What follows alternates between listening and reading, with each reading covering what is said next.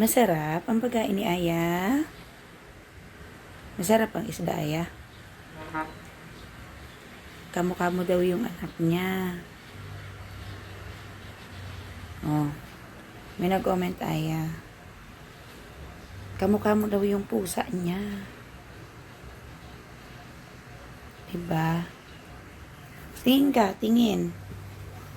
Tingin ka nga kung kamukha ka.